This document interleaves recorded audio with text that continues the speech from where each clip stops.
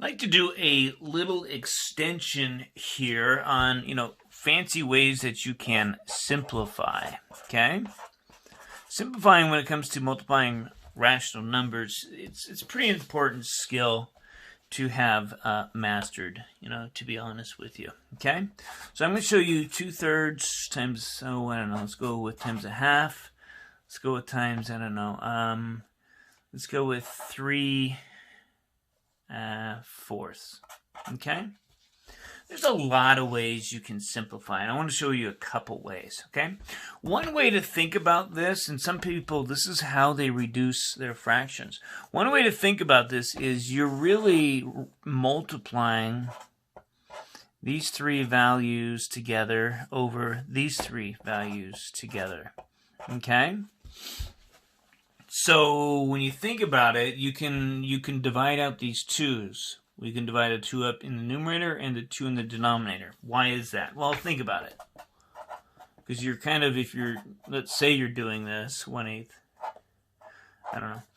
You're dividing both the numerator and denominator by the exact same value, so it doesn't affect the value. Another way to think of it is 2/2 is equal to 1. You can divide anything by 1 and it doesn't affect its value. So, just real quick.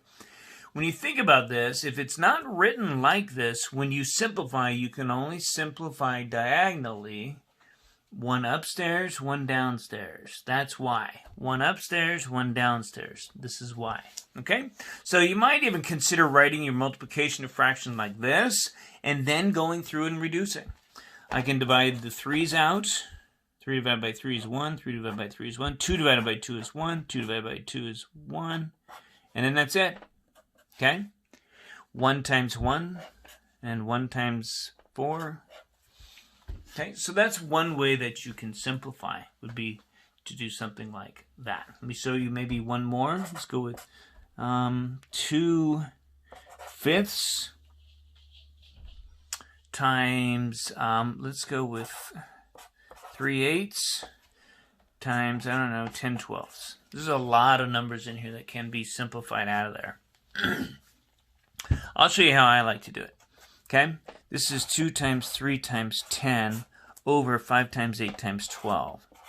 Okay? I mean, you can multiply these really large, then just keep reducing it down, down, down, down, down if you want. Or another way to do it would be you can factor these. If you're pretty good with your multiplication, break this into all of its factors. This is 2 times 3. What are the factors of 10? 2 times 5. 5. What are the factors of 8? 2 times 2 is 4, times 2 is 8, yeah. And then what are all the factors of 12? 3 times 4. I mean, you may not have the patience for this, but it's a total easy way to reduce and know that you're totally reduced. Now, you can divide 1 out of the numerator, so 1 out of the denominator. 1 out of the numerator, 1 out of the denominator. 1 out of the numerator, 1 out of the denominator. Now, since these can't be factored down anymore, and, oh, look, I got some 3. I got a numerator, denominator.